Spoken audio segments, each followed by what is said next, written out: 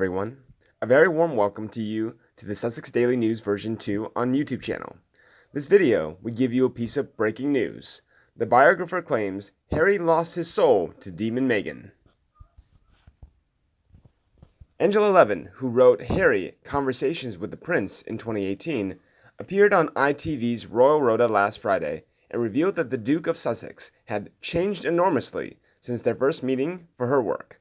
According to the royal biographer, Prince Harry has become a shadow of his former self and lost some of his soul, charismatic, mischievous charm since moving to Los Angeles with Meghan Markle. The London-based author also said Harry, who is currently living in Meghan's hometown with their son Archie, seems to be focusing on the negatives in his life rather than the positives. Angela was referring to the stories published in the Duke and Duchess of Sussex's bombshell biography, Finding Freedom, which makes new claims about tensions between the couple and the royal family. Speaking to host Chris Shipp, Angela said, "Harry has changed enormously since I met him. I found that Harry, before Meghan Markle, put on a good show, and he was charismatic and had royal stardust about him. He was brilliant with people, especially if they were physically, emotionally, or psychologically damaged. He had a mischievous charm to him. Now, with Meghan Markle, Harry just lets loose. No filters and full-on resentment of his brother, the family, and not being allowed to do as Harry pleases, and someone said no to him." Chris suggested Harry still had those qualities, but Angela rebutted and said they weren't as before, adding, "Well, he has lost his soul and become a bit of a shadow of himself. Meghan totally played him and cut him off from his family, friends, country, identity, and purpose. So I should think he does feel pretty negative. She's taken him down a sad and lonely path. Poor little rich boy didn't have a clue just how great his life already was when he was a proper royal." Angela's remarks come as the royal family reels from the bombshell claims made in the Sussex's biography Finding Freedom, released next week, which lays bare a rift between the couple and senior members of the firm, revealing her thoughts about extracts of the biography made available so far. Angela said, "When you read the book, you realize the pile of grievances Meghan and Harry hold. Sadly, that's why people don't like her. Many of us have watched Harry grow up from a baby, and despite it being documented by the press, we could see the fun-loving, cheeky kind of guy he had grown up as.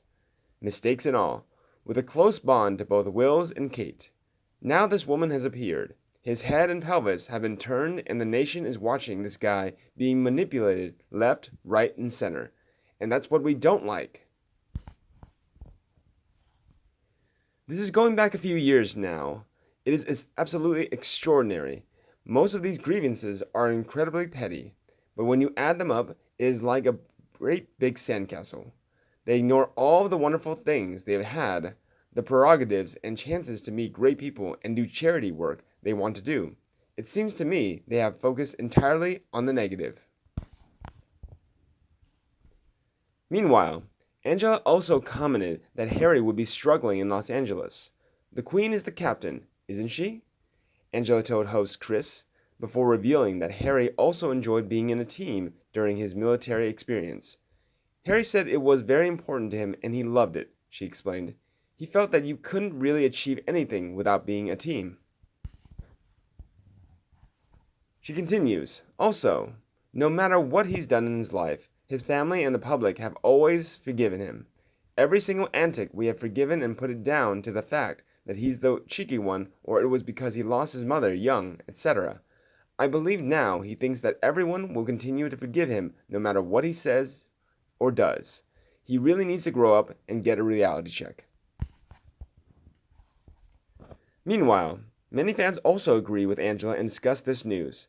A fan wrote, "She is absolutely correct, and it is something that has been said on here countless times.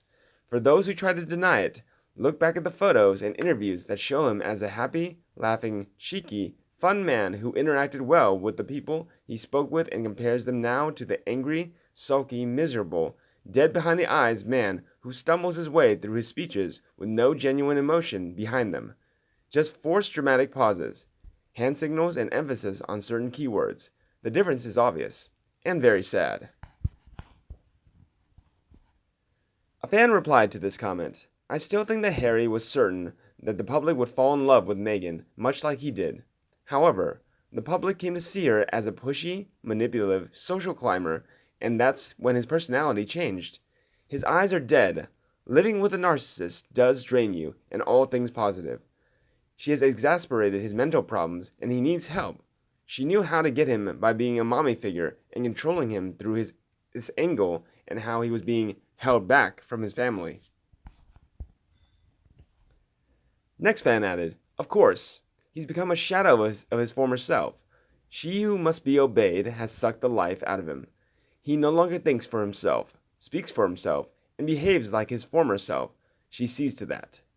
He is no more than a puppet, and we all know who is pulling the strings. The fact that he has turned against his own family and his only sibling proves she is the cause.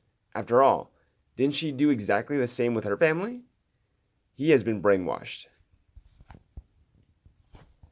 However, a fan so angry and blasted him, they're focusing on the negatives because they're a pair of spoiled, pathetic people. The worst thing Harry did was getting in tow with her.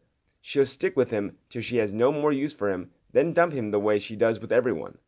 He'll have real problems then because his relationship with his family will probably be beyond repair. Shame he didn't listen to William when he raised concerns about the actress. That is very, very evident. The recent videos show him looking like a scruffy, wrinkled prisoner, and the words coming from his mouth are clearly not his own. He has, to all intents and purposes, become a puppet for a sociopathic, malignant narcissist. He probably needs to ask permission for anything he wants to do, and Me Again will be hanging on him to be sure he doesn't stray from her script. And the last one also blasted Meghan. Well, the thing he married sucks the life out of everything it touches eventually, so no surprise there. However, he needs to climb out his pity pot and give thanks for what he has. Back in the country of his birth, people are losing their jobs every day and quite possibly their homes too. This pathetic man-child is living for free in luxury. He wanted out of the royal family, and that's what he got. So shut up, Harry, because, frankly, people with real worries are sick to death of you. Meanwhile, everyone will have a chance to see Meghan's disgusting face coming when her next public appearance is revealed. Meghan Markle is set to turn the interviewer when she appears at a virtual summit next week. Meghan will be the final speaker at a nonprofit newsroom the 19th, represents online event on Friday 14th August, and will interview its co-founder and CEO, Emily Ramshaw, about creating a transformative newsroom centered on gender equity. In a statement to Glamour, the Duchess said, "The 19th's commitment to reporting and storytelling that lifts up those who are too often underrepresented in the media has never been more important. I'm looking forward to asking the co-founder what it means to build a media outlet with gender equity, diversity, and community at its core." Emily was previously editor-in-chief of the Texas Tribune, an award-winning nonpartisan digital news startup, and serves on the board of the Pulitzer Prize. She co-founded the 19th with her Texas Tribune colleague, Amanda Zamora, in January 2020. Emily also studied at Northwestern University, the same college as Meghan. Other big names scheduled to take part in the virtual event between the 10th to the 14th of August include Hillary Clinton, former Secretary of State and 2016 Democratic presidential nominee, and Melinda Gates, co-chair of the Bill and Melinda Gates Foundation and founder of Pivotal Ventures. A performance from actors Meryl Streep and Zoe Saldana will also take place. For me, discussing on this news, I think that he was desperate to fall in love and marry, to have a family. He wanted what his brother had. He said it openly. He craved love. He always had since his mother died. Harry wears his heart on his sleeve. That's why the British people loved him so much. His brother is more sensible and reserved, and that's why we love him. But Harry has made a huge mess out of things. He needs to get out of this marriage and come home, to build bridges with his family, and to move on from this poisonous, narcissistic, gold-digging harpy he is stuck with. His mental health and his future depends on it. And you, what do you think about him? Please let me know in the comment section below and we'll discuss them together. If you feel so preferred to my video, remember to like and share it for anyone you think also loved it. And don't forget to subscribe to our channel to get more news from the royal family. Now, goodbye and see you in the next video.